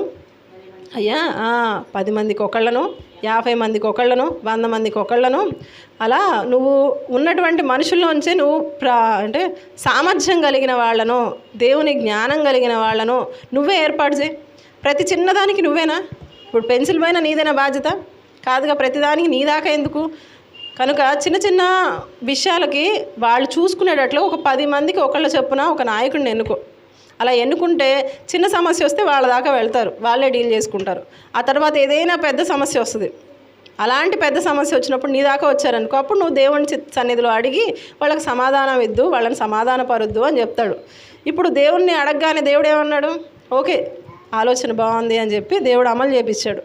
ఇప్పుడు అదే చెప్పిన తర్వాత న్యాయాధిపతులు అలాగే వచ్చారు మనకి. అదే ఎప్పుడైనా అన్నం ఆల్రెడీ మాట్లాడుతున్నట్టున్నారు, మాట్లాడుకుందాం సందర్భం వస్తే. అలా చెప్పినప్పుడు ఈ విషయాన్ని ఎవరు చూస్తున్నారు? మోషే గారి కుటుంబం వచ్చింది, మిరియాము గారు, అహరోను గారు చూస్తున్నారు. ఇప్పటి వరకు ఎవరు చెప్తే తమ్ముడు విన్నారు? మిరియాము గారు, అహరోను గారు చెప్తే జరిగిన పనులన్నీ. కానీ ఇప్పుడు ఎవరు వచ్చి ఇన్వాల్వ్ అవుతున్నారు? మామ వచ్చేసాడు. తెలియగానే ఏమైపోయిందంటే వీళ్ళకి తెలియని ఒక రకమైన అసూయ బహుశా ముందు మొదలైంది మిరియాం గారిలోనే, అహరోన్ గారిలో కాదు, మిరియాం గారిలో మొదలైంది. ఎందుకంటే నా తమ్ముడు నేను ఇప్పటివరకు ఎంత బాగా చూసుకున్నాను, నా తమ్ముడు నాకు గీత జవదాటలేదు, ప్రతి దానికి అక్క అనుకుంటూ నా దగ్గరికే వచ్చాడు. ఇప్పుడు ఎవరు వచ్చి చెప్తున్నారు సలహాలు? వాళ్ళ మామ వచ్చి చెప్తున్నాడు. ఇప్పుడు పైపెచ్చి ఎవరు వచ్చేసారు? భార్య కూడా వచ్చేసింది. కాబట్టి ఇక ప్రయారిటీ ఎవరికి వెళ్తుంది? మోషే గారి భార్య అంటే పాపం ఆమెకి ఎంతో కొంత ప్రత్యేకత ఉంటుందా లేదా?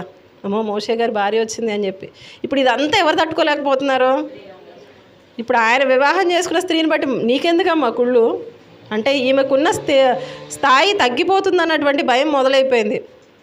అమ్మో నేను ఇప్పటి వరకు గొప్పగా ఉన్నాను, ఏ సమస్య వచ్చినా నా దగ్గరికే వచ్చారు, నన్నే చూసేవాళ్ళు, నన్నే అడిగేవాళ్ళు, దేవుడు నన్ను ఆ స్థాయిలో ఉంచాడు. ఇప్పుడే ఆమె తట్టుకోలేకపోతుంది.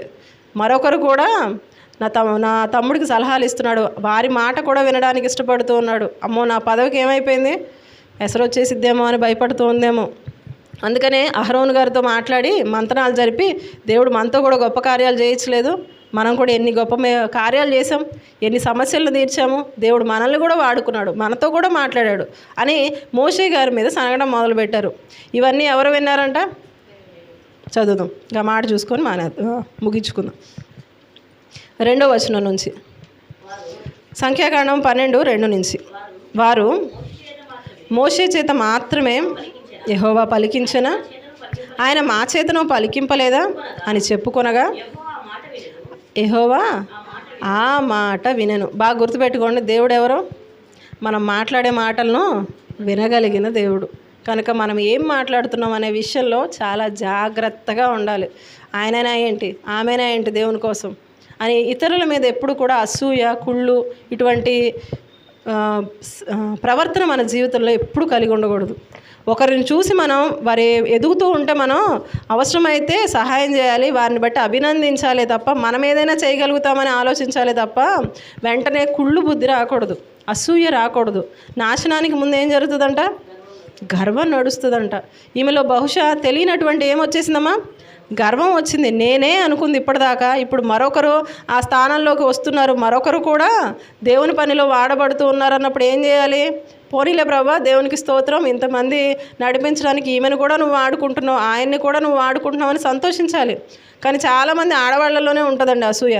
ఆమె ఎదిగిపోతుంది, నిన్నగాక మొన్న వచ్చింది, అప్పుడే ఇంత ఎదిగిపోయిందా, ఈ స్థాయిలో ఉందా, అప్పుడే ఈమె ఇలా మాట్లాడేస్తుందా, ఈమెకి ఇంత ప్రయారిటీ ఇస్తున్నారా అని మనం ఆలోచన చేస్తే వెంటనే ఏం రెడీగా ఉంది? నాశనం రెడీగా ఉంది.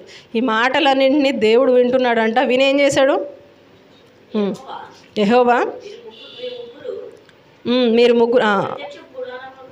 మీరు ముగ్గురు ప్రత్యక్షపు గుడారమునకు రండని హఠాత్తుగా మోషే అహరోనును మిరియాములను ఆజ్ఞ ఇచ్చాను. వెంటనే మీ కుటుంబంలో ఉన్న ముగ్గురు ఇటు వచ్చేసేయండి అని అన్నారంట. వెంటనే ముగ్గురు బయలుదేరి వెళ్ళారు. దేవుడు మేఘస్తంభంలోంచి గుడారం యొక్క ద్వారం వద్ద నిలిచి అహరోను మిరియాములను పిలిచి, వారిద్దరూ రాగా ఆయన, నా మాటలు వినుడి, మీలో ప్రవక్త ఉండిన ఎడల యెహోవానగు నేను దర్శనమిచ్చి అతడు నన్ను తెలుసుకొనున్నట్లు కలలో అతనితో మాట్లాడుదును. నేను ఒకవేళ ఎవరితోనో మాట్లాడాలంటే కళల్లో దర్శన రూపంలో మాట్లాడానేమో, కానీ మీ తమ్ముడు అనుకుంటున్నారు చూసారా, ఆ మోషే ఎలాంటి వాడో తెలుసా మీకు?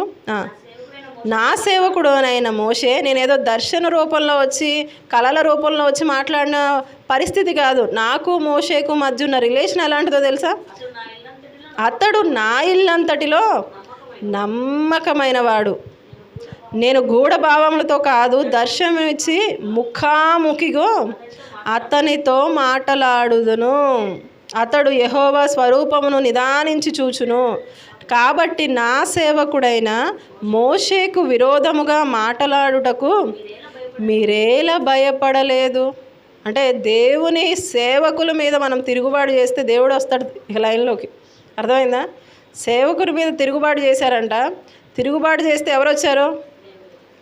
దేవుడే వచ్చి అంటున్నాడు, నేను ఏర్పాటు చేసుకున్న సేవకుని మీద తిరుగుబాటు చేయడానికి మీరు ఎలా నోరెత్తారు? అసలు మీకు భయం ఎందుకు లేదు? నేను మీలాగా ఏదో దర్శనాల్లో మాట్లాడాలనుకుంటున్నారా? కాదు. అతడు అవసరమైతే నన్ను నిదానించి చూడగలిగినటువంటి అంత రిలేషన్ మా మధ్యలో ఉంది. ఏదో నేను మీతో మాట్లాడినట్టుగా మాట్లాడిన వ్యక్తి కాదు అతడు నా ఇల్లంతటిలో నమ్మకమైన వాడు, సాత్వికుడు. నేను ఎలా అన్నానంటే నా స్నేహితుడిగా పిలుచుకుంటాను, నా ఫ్రెండ్, అంతే. నా ఫ్రెండ్ మీద మీరు మాట్లాడతారా? అతని మీద మీరు నోరెత్తుతారా? అంతగా అవసరమైతే నేనే చూసుకుంటాగా, నాకు లేని ఇబ్బంది మీకెందుకు? ఆయన వివాహం విషయంలో నేనే అనుమతించాను అని దేవుడే ఏం చేస్తున్నాడంట? వాళ్ళతో మాట్లాడుతూ మీరు సేవకుని మీద నోరెత్తడానికి మీకు ఎంత ధైర్యం వచ్చింది? అదేనా దాని అర్థం? మీరు ఎందుకు భయపడలేదు? మనం కూడా ఒకవేళ సేవకుల మీద, దేవుడు ఏర్పాటు చేసుకున్నటువంటి బిడ్డల మీద నోరెత్తుతున్నాం అనుకోండి, జాగ్రత్త చేసుకుందాం, మన నోటిని కాచుకుందాం. తీర్పులోకి వచ్చేస్తాం, దేవుడు వెంటనే మనల్ని ప్రశ్నిస్తాడు, గద్దిస్తాడు. దాన్ని బట్టి మనం ఇబ్బందులు పడే పరిస్థితి. ఆ తర్వాత మనం చూసినట్లయితే యెహోవా కోపము వారి మీద రగులుకొనగా ఆయన వెళ్ళిపోయాను, మేఘమును ఆ ప్రత్యక్షపు గుడారము మీద నుండి ఎత్తబడెను. అప్పుడు మిరియాము హిమము వంటి తెల్లని కుష్టము గలదాయను. అహరోను మిరియాము వైపు చూచినప్పుడు ఆమె కుష్టుగలదిగా కనబడెను. ఇక్కడ చూడండి, ఇద్దరు మాట్లాడినట్లుగా చూసాం కదా సంఖ్యాకాండం 12లో మొదటి వచ్చిన భాగాల్లో. ఇద్దరు సనిగినట్లుగా ఉంది. కానీ మిరియాము గారే చేశారు తప్పు అనడానికి సాక్ష్యం ఏంటంటే దేవుడు ఇచ్చిన తీర్పును బట్టి మనం చెప్పేయచ్చు. ఎవరి మీదకి వచ్చిన తీర్పు ఇప్పుడు? మిరియాముగా. అంటే ఈమె ప్రోత్సాహపరిచింది.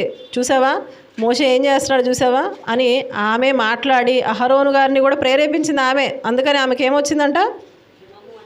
హిమము వంటి తెల్లని కుష్టం పుట్టిందంట. ఇక్కడ తర్వాత అక్కడ రాయబడిన మాట 12వ వచన భాగంలో, ఒక తల్లి గర్భములో నుండి పుట్టినప్పటికే సగము మాంసము క్షీణించిన శిశు శవము వలె ఆమె ఉండనియ్యకు అని మోషేతో చెప్పారంట అహరోను గారు. అంటే ఆమె ఒంటి పరిస్థితి ఎలా ఉందో చూడండి. కుష్టు ఎంత భయంకరంగా వచ్చిందో. మొట్టమొదటి ప్రవక్తిగా పిలువబడినటువంటి స్త్రీ మిరియాము గారే. మొట్టమొదటి కుష్ఠరోగం వచ్చిన స్త్రీ కూడా మిరియాము గారే. ఆశీర్వదించబడింది ఆమె, శపించబడింది కూడా ఆమె. ఎందుకు ఆశీర్వాదం వచ్చింది అంటే దేవుని మీద విశ్వాసంతో ఆనుకొని ఆయన కోసం ఎదురు చూసింది, ఆయన సన్నిధిలో కనిపెట్టుకొని భయభక్తులు కలిగి ఉంది కాబట్టి దేవుడు ఆమెను ఆశీర్వదించి గొప్పగా ఎంచుకున్నాడు, గొప్ప స్థితిలో ఉంచాడు. అయితే ఎప్పుడైతే తనున్న స్థితిని బట్టి గర్వించిందో, తన కుటుంబం పట్ల అసూయ చూపించిందో, దేవుడు ఏం చేశాడు? వెంటనే ఆమెను మొత్తాడు. ఆమెకు కుష్ఠరోగం వచ్చిందంట. అంత భయంకరమైన పరిస్థితి. ఇప్పుడు కుష్ఠరోగం వచ్చిన వాళ్ళు ఏం చేయాలి? పాలెము వెలుపట ఉండాలి. 7 దినాలు ఆమె పాలెం వెలుపటే ఉందంట. అంటే ఆమె ఈ ప్రజలందరి మధ్యలో గర్వించుకుంది. చెప్పా కదా, నాశనానికి ముందేమొస్తుంది? గర్వమే ఉంటుంది. ఆ గర్వాన్ని గమనించిన దేవుడు ఏం చేశాడు? వెంటనే ఆమెను మొత్తి ఆమెకు ఒక పాఠాన్ని నేర్పించాలనుకున్నాడు. ఈ సమాజం మొత్తం మధ్యలో నుంచి ఆమెను వెలుపల పడేశాడు. ఒంటరిగా ఆమె పాలెం వెలుపల ఉంది. కానీ ఆమె ఏం చేసిందో తెలుసా? ఆమెలో ఉన్న గొప్పతనం ఏంటంటే పొరపాట్లు అందరి జీవితంలో జరుగుతాయి. అయితే అందరూ లాగా ఈమె ప్రవర్తించలే. ఈమె వెంటనే ఏం చేసిందంటే తన తప్పును తాను తెలుసుకొని వెంటనే సరిదిద్దుకుంది. ప్రభు తీర్పుకు లోబడింది. ఏంటి ప్రభు నువ్వు అలా చేసావు? నేను అన్న పాయింట్ కరెక్టే కదా, నేను బాగానే చెప్పాను కదా, నువ్వు నన్ను ఎందుకు శిక్షిస్తావు అనలేదేమో. ప్రభా నాకు సరైందే జరిగిందని 7 రోజులు బయటే ఉండి మరలా తనను తాను తగ్గించుకొని సమాజం మధ్యలోకి వచ్చింది. అదే ఇంకొకరు ఉంటే ఏం చేసేవాళ్ళు తెలుసా? దీని అంతటికి కారణం ఎవరు? మోషే గారు. అసలు మోషే గారు కాదు, మోషే గారిని చేసుకున్నటువంటి ఆ స్త్రీ కనుక ఆమె మీద పగబడతాం. ఈ సందర్భం చూడగానే మీకు ఇంకెవరైనా గుర్తొస్తున్నారా? తన తమ్ముడికి కావలిగా ఉండి తమ తమ్ముడిని కాపాడుకుంది ఈమె. కయ్యూను సందర్భం వచ్చేసరికి మనకు ఒక విషయం కనిపిస్తుంది. నీ తమ్ముడు ఎక్కడున్నానప్పుడు కయ్యూను ఏమో మాట్లాడతాడు? నేనేమన్నా నా తమ్ముడికి కావాలి వాడినా? అప్పటికి ఏం చేశాడు? హేబేల్ గారిని చక్కగా చంపేసి భూమిలో పాతి పెట్టేశాడు. దేవుడు వచ్చి అడుగుతుంటే ఏమీ తెలియనట్టు, నేను అసలు తప్పే చేయలేదు ప్రభా, ఏంటి నేను తమ్ముడికి ఏమన్నా వాచ్మెన్నా అన్నారు కయ్యూను. కానీ ఇక్కడ ఈ మిరియాము గారు కూడా తన తమ్ముడికి కావలే కాసిందా లేదా? తన తమ్ముడికి కావలి కాచి చక్కగా కాపాడుకుంది. తను ప్రేమించి తను కాపాడుకున్న తమ్ముడిని ఇప్పుడు ఏమంటుంది? సనుగుతుంది, గొణుగుతుంది. ఎవరిని బట్టి? తన భార్యను బట్టి. అంటే మనలో ఏం రాకూడదంటే పరిస్థితులను బట్టి ప్రేమలు మారకూడదు. ఈ రోజున చాలామంది వివాహాలు అవ్వకముందు కుటుంబాలు బాగుంటాయి, అన్నా చెల్లెళ్ళు అందరూ బాగుంటారు, రక్త సంబంధికులు అంతా బాగుంటారు. వివాహాలు అయ్యాకే వస్తుంది తెగులు కదా. ఆ బయట నుంచి వచ్చిన ఆమె మీద సనుక్కోవటాలు, బయట నుంచి వచ్చిన ఆయన మీద, ఎక్కువ ఆడవాళ్ళ మీదే ఉంటుందిలేండి, అవునా కదా. ఒక ఆడపడుచులు వదిలిన మధ్య సఖ్యత లేదు ఈ రోజున. బయట వాళ్ళు అలా ఉన్నారంటే పర్లేదు, కానీ దేవునిలో ఉన్న మనం కూడా అలాగే ఉంటే ఉపయోగం ఏముందండి? ఉండొచ్చు అట్లా. ఇక్కడ ఈ కుటుంబం కూడా మనకు అదే కనిపిస్తుంది. ఆమె వెంటనే అహరోను గారిని ప్రేరేపించింది కాబట్టి శిక్ష ఎవరికి వచ్చింది? తప్పు ఎవరు చేశారో వాళ్ళ మీదకే శిక్ష వస్తుంది. వెంటనే ఆమె కుష్ఠరోగం కలిగి పాలెము వెలుపట 7 రోజుల పాటు ఉంది. ఆ తర్వాత కింద వచనం చూద్దాం, 15వ వచనాన్ని చూద్దాం. కాబట్టి మిరియాము 7 దినములు పాలెము వెలుపట గడిపెను. మిరియాము మరల చేర్చబడు వరకు జనులు ముందుకు సాగరైరి. అంటే దేవుడు ఏం చేశాడు? 7 రోజులు ఆమె పట్ల కృప చూపించాడు. పోతే నేను వదిలేలా. దేవుడు మళ్ళా ఆమె 7 రోజుల తర్వాత సమాజంలోకి రావడానికి పర్మిషన్ ఇచ్చారు మోషే గారు ప్రార్థన చేయడాన్ని బట్టి. అంటే మోషే గారు ఎంత సాత్వికుడో ఆలోచించండి. మా అక్క నన్ను ఇలా అనిందండి, నా భార్యని ఇలా అనింది, మా కుటుంబాన్ని ఇలా అనింది, కాబట్టి నాకున్న ప్రేమ అంతా పోయింది అన్నారా? అంతమందికి తెలిసింది ఈ విషయం. నలుగురిలో నా పరువు తీసేసిందండి, ఇన్ని లక్షల మంది ముందు నాకు విలువ ఇవ్వలేదండి అనుకున్నారా? ఏం లేదు, తనను తాను తగ్గించుకొని ఏం చేశాడు? దేవుని సన్నిధిలో మొరపెట్టి తన అక్క కోసం ప్రార్థన చేశాడంట. అలా ప్రార్థన చేయడాన్ని బట్టి మరలా దేవుడు ఆమెను జ్ఞాపకం చేసుకొని స్వస్థపరిచి మరలా ఇశ్రాయేలీల సమాజంలోకి దేవుడు ఆమెను చేర్చుకున్నాడు. అందుకనే మనం మీకా గ్రంథంలో చూసాం కదా, ఐగుప్తు నుంచి కనానుకు నడిపించే మార్గంలో ఎవరెవరిని వాడుకున్నా అని చెప్తున్నాడు దేవుడు. ఒకవేళ ఆమె ఆ స్థితిలో అవిధేయత చూపి ఆగిపోయి ఉంటే కనుక ఆమె అక్కడే ఆగిపోయేది. కానీ 40 ఏళ్ల ప్రయాణంలో ఆమెను కూడా దేవుడు ఏం చేశాడు? పొరపాటు జరిగితే మరలా సరిచేసి ఆమెను మార్చుకొని మరలా చేర్చుకున్నాడు. ఒకవేళ మన జీవితాల్లో పొరపాట్లు తప్పిదాలు జరుగుతూ ఉంటే ఏం చేయాలి? మనం అతిక్రమాలను ఒప్పుకొని విడిచిపెట్టాలి. ఒప్పుకుంటే సరిపోదు, ఒప్పుకొని విడిచిపెడితే దేవుడు కనికరాన్ని చూపిస్తాడు. ఆమె పట్ల కూడా దేవుడు కనికరాన్ని చూపించాడు. ఆ తర్వాత సంఖ్యాకాండం 20లో మనం చూస్తాము, ఆమె మృతి పొందినట్లుగా చూద్దాం. ఒకసారి చూద్దాం. అది సంఖ్యాకాండము 20వ అధ్యాయము 1వ వచనం. మొదటి నెలయందు ఇశ్రాయేలీల సర్వ సమాజము సీను అరణ్యమునకు రాగా ప్రజలు కాదేశులో దిగిరి. అక్కడ మిరియాము చనిపోయి పాతి పెట్టబడెను. అంటే ఆమె కనానుకు వెళ్ళలేదు, కానీ సహోదరులు ఎవరూ వెళ్ళలేదు. 3 వాడబడ్డారు కానీ దేవుని కోసం. కనానుకైతే వెళ్ళాల, కానీ దేవుని కోసం గొప్పగా వాడబడ్డారు. ఆమె 40 ఏళ్ల ప్రయాణంలో ఆమె కూడా ఉన్నారు. ఆమెను కూడా దేవుడు వాడుకున్నాడు. మధ్యలో ఒకే ఒక్క పరిస్థితిలో మాత్రం ఆమె అసూయ పడినట్లుగా, గర్వించినట్లుగా మనం చూస్తూ ఉన్నాం. అయితే మన జీవితాల్లో కూడా భక్తిలోకి వచ్చిన తర్వాత ఎక్కడైనా గర్విస్తున్నామేమో అని మనల్ని మనం పరిశీలన చేసుకోవాలి. ఎందుకంటే తెలియకుండానే దేవుడు నన్ను వాడుకుంటున్నాడు అనగానే ఏమనిపిస్తుందమ్మా? ఎవరికైనా కొంచెం వచ్చేసింది నేను స్పెషల్ అని మనకు మనం ఎప్పుడూ డిక్లేర్ చేసుకోకూడదు. దేవుడే మనల్ని స్పెషల్గా చూడాలి. అవునా కదా? ఇప్పుడు మోషే గారి గురించి మేఘంలో నుంచి ఎవరు మాట్లాడారు? మోషే ఎలాంటి వాడో తెలుసా? నేను ముఖాముఖిగా మాట్లాడతాను అని దేవుడు మన గురించి మాట్లాడాలి. నేను అలా ఏర్పాటు చేసుకున్నాను ఈమెను, లేదా ఇతను నేను ఏర్పాటు చేసుకున్నాను నా సేవ కోసం అని పిలుచుకోవాలి. కానీ కొంతమంది ఒక 4 ప్రసంగాలు చేయగానో, నలుగురు గుర్తుపెట్టగానో ఏం చేస్తారు? ఇక కళ్ళు ఎక్కడ ఉంటే ఇప్పుడు నేను స్పెషల్ స్టేజ్లో ఉన్నాను, నేను స్పెషల్ స్పీకర్ని, నా దగ్గరికి రావాలంటే పర్మిషన్ తీసుకోవాలి, నేను డేట్లు ఇవ్వాలంటే ఇవి జరగాలి. అనుకూలతలో ఉన్నావా? పరిస్థితి బాగుందా? దేవుడు ఎక్కడికి సేవకు నడిపిస్తే అక్కడికి వెళ్ళాలి. ఒక్కరి మధ్యలోకైనా వెళ్ళి దేవుని వాక్యం చెప్పడానికి అనుకూలంగా ఉంటే వాడబడాలి. ఆమె వాడబడింది. ఆమెలో చిన్నప్పటి నుంచి తల్లిదండ్రులు వేసినటువంటి ఆ విశ్వాసపు జీవితమే పెద్దయ్యాక కూడా దేవుని పనిలో వాడబడడానికి, ఆమెకు దేవుడు ఎన్నుకోవడానికి ఒక ప్రవక్తిగా అది నడిపించడానికి ఉపయోగపడింది. మరి మన బిడ్డలను కూడా మనం ఎలా పెంచాలి? చిన్నప్పటి నుంచి కుటుంబ ప్రార్థనలో పెంచాలి, దేవుని మాటలు నేర్పిస్తూ పెంచాలి, దేవుని పాటల మధ్య నేర్పించాలి, దేవుడు చేసిన మేలులను పదే పిల్లలకు చెప్పాలి. దేవుడు ఏం చేస్తాడో తెలుసా? దేవుడు ఇలా చేస్తాడు నాన్న, అలా చేస్తాడని మనం ప్రతిసారి వారిని మాట్లాడుతూ వాళ్ళని ఎంకరేజ్ చేస్తూ ఉండాలి. దేవుని గురించిన మాటలే మాట్లాడుతూ ఉండాలి. అలా ఎప్పుడైతే మనం బిడ్డల్ని కనుక నడిపించగలుగుతామో వాళ్ళు పెద్దయ్యాక దేవుని కోసం బలమైన సాధనాలుగా వాడబడతారు. ఒక కుటుంబంలో ఒకళ్ళో ఇద్దరో దేవుడిని నమ్ముకోవడం అరుదైతే ఈ 3 ఏంటంట, ఈ కుటుంబంలో ఉన్నది 3, ఆ 3 కూడా దేవుని కోసం గొప్పగా నాయకుల వలె దేవుని కోసం బ్రతికి అనేక మంది, లక్షల మంది జీవితాలకు ఆశీర్వాదంగా ఉన్నారు. కానీ వాళ్ళందరూ ఉపయోగించుకోలే. అది వారి తప్పు అనుకోండి, అది పక్కన పెట్టేస్తే వారిని మాత్రం దేవుడు గొప్పగా ఎన్నుకున్నాడు, వాడుకున్నాడు. కనుక మనకు వచ్చిన స్థితిని బట్టి ఎప్పుడు గర్వించగా, ఎప్పుడైతే మనల్ని మనం తగ్గించుకుంటామో, మోషే గారు అదే చేశారు. తనను తాను తగ్గించుకున్నాడు. దేవుడే మేఘంలోంచి మాట్లాడి అంతమంది, అన్ని లక్షల మందికి వినపడేటట్లుగా ఇతను నా స్నేహితుడు, ఇతని గురించి ఎవ్వరూ నోరెత్తి మాట్లాడొద్దు, తిరుగుబాటు చేయొద్దని దేవుడు గద్దించాడు. ఈరోజున మనల్ని కూడా దేవుడు ఏర్పాటు చేసుకోవాలంటే మనం ఏం చేయాలి? దేవుడు అట్టి స్థాయిని మనకి ఇవ్వాలి. ఆయన మనతో మాట్లాడాలి అంటే మనం ఆత్మలో నిందలేని వారంగా ఉండాలి కదా. దీనులై బ్రతకాలి, సాత్వికులుగా బ్రతకాలి. దేవుడు ఎంత మనకు ఎటువంటి స్థితి ఇచ్చినా తగ్గింపు కలిగి ఎప్పుడైతే ఉంటామో దేవుడు మనల్ని హెచ్చించే రోజు ఉంది. మిరియాము గారి జీవితంలో కూడా చాలా గొప్ప కార్యాలు జరిగింది, కానీ పడిపోయే స్థితి ఒకటి ఉంది.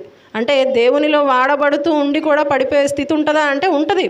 ఖచ్చితంగా దేవుడు దేవునిలో వాడబడుతూ ఉన్నప్పుడు అపవాది ఏం చేస్తుంది, మనల్ని ఏ రీతిగా పడేయాలని ట్రై చేస్తూ ఉంటుంది. ఒకవేళ మనం పడిపోయామేమో, ఈ రాత్రికాల సమయంలో దేవుడు అంటున్నాడు, మరలా సరి చేసుకొని వస్తే నేను కనికరాన్ని చూపిస్తా అంటున్నాడు. కనుక కరుణించే దేవుడు మన పక్షాన ఉన్నాడు. ఆయన కృప మన పట్ల చూపిస్తారు. ఒకవేళ ఏ స్థితిలో అయినా పడిపోయామేమో సరి చేసుకుని ఆయన పాదాలు పట్టుకుందాం. దేవుడు మరలా మనల్ని వాడుకోవడానికి ఇష్టపడుతూ ఉన్నాడు. మనం గుర్తుపెట్టుకోవాల్సింది ఏంటంటే, మిరియాము గారి వలె ఒక నాయకిగా ఉండాలి. ఒక ప్రవక్తిగా లేదా ఒక దేవుని బిడ్డగా మనం బ్రతకాలంటే దేవుని కార్యాలను మర్చిపోకూడదు. మనకు చేసిన మేలులను ఇతరులతో పంచుకుంటూ దేవుని కోసం వాళ్ళు కూడా బ్రతికేటట్లుగా మనం కూడా ప్రేరేపిస్తూ ఉండాలి. ఇతరులకు దేవుని యొక్క సువార్తను ప్రకటించే వారంగా మన అందరం కూడా ఉండి దేవుని ఏర్పాట్లో ఉండాలని కోరుకుంటూ నా మాటలు ముగిస్తున్నాను. కళ్ళు మూసుకోండి, చిన్న ప్రార్థన చేసుకుందాం. మహోన్నతుడా, జీవం కలిగిన మా గొప్ప దేవ, మీకే వందనాలు నాయన. ఈ రాత్రికాల సమయంలో నాయన తండ్రి, మిరియాము గారి జీవితం నుంచి, ఆ కుటుంబంలోంచి మీరు నేర్పించిన అనేకమైన సంగతులను బట్టి మీకు వందనాలు తెలియజేస్తూ ఉన్నాను నాయన. నిజమే తండ్రి, స్త్రీలంగా బలహీన ఘటాలుగా మమ్మల్ని ఎంచుకోకుండా నాయన తండ్రి, మీ ఏర్పాటులో ఉన్న వారంగా తండ్రి, మీ సన్నిధిలోకి రావడానికి మీరు కృప చూపించిన విధానం కొరకు వందనాలు తెలియజేస్తున్నాం తండ్రి. ఇదిగో నాయన, మిమ్మల్ని తెలుసుకున్న మేము నాయన, మేమేదో మా భక్తి జీవితాన్ని మేము కొనసాగించుకోవడం మాత్రం కాదు కానీ తండ్రి, మీ పనిలో ఉంటూ నాయన ఇతరులకు మీ యొక్క ప్రేమను మేము చెప్తున్నామా లేదా, అనేకులను మీ వద్దకు రావడానికి మేము ఏం చేయగలుగుతున్నామని మమ్మల్ని మేము నాయన ఆత్మీయంగా బలపరుచుకోవడానికి ఈ మాటలు నాయన మీరు మాతో మాట్లాడారని మేము నమ్ముతూ ఉన్నాం తండ్రి. వినబడిన వాక్యాలను బట్టి నాయన తండ్రి, మేము కూడా నాయన ఎక్కడైనా పడిపోతామేమోనని మమ్మల్ని మేము నాయన జాగ్రత్తగా మీ వాక్యపు వెలుగులో సరిచేసుకుంటూ నాయన తండ్రి, మీ పాద సన్నిధిలో నాయన ఎల్లప్పుడూ మా తప్పులను ఒప్పుకుంటూ సరిచేసుకునే పరిస్థితులు మాకు అనుగ్రహించమని, అట్టి మనస్సాక్షిని మాలో నాయన మీరు కలిగించమని కోరుతున్నాను నాయన. చేరువచ్చిన ప్రతి ఒక్క బిడ్డను జ్ఞాపకం చేసుకోండి నాయన తండ్రి. వారి కుటుంబాల్లోనైనా శాంతి సమాధానంతో ఉండునట్లుగా నాయన తండ్రి, కుటుంబాల్లోనైనా ఒకరి పట్ల ఒకరు నాయన ప్రేమానురాగాలు కలిగిన ఈ కుటుంబం వలెనైనా తండ్రి మీలో వర్ధిల్లునట్లుగా సహాయాన్ని దయచేయమని కోరుకుంటూ ఈ ప్రార్థనను క్రీస్తు వారి శ్రేష్టమైన నామంలో ప్రార్థించి అడిగి వేడుకుంటున్నాం తండ్రి. ఆమేన్. అందరికీ మరొకసారి ప్రభు పేరిట వందనాలండి.